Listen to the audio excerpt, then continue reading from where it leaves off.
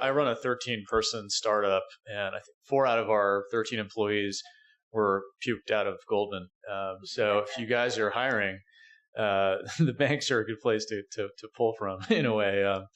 And I think part of that is like there's a certain excitement to fintech in New York. It's you know it's tech, but New York's also happens to be the home of asset management and investment banking. So it's a great intersection of, if you're interested, people who are interested in technology, but also like finance.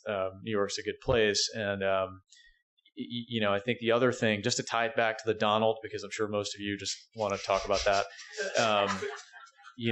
Right now we have, like probably for the first time, a change in, a tenor as far as like regulations go, and who knows what that's really going to mean, but banks are directly benefiting, at least over the last week, from this election in a way that no other industry has.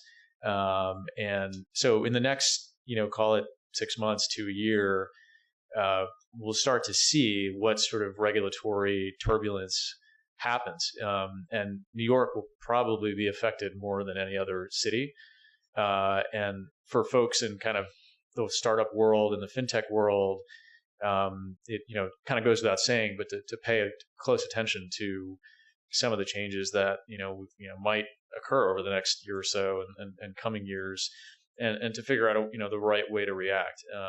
Some of those changes are more cost focused. Kind of the idea that reducing regulations can save money in terms of legal and compliance, but it'll be also interesting to see what sort of new revenue opportunities pop up as well over the coming years. So it's an interesting time for sure.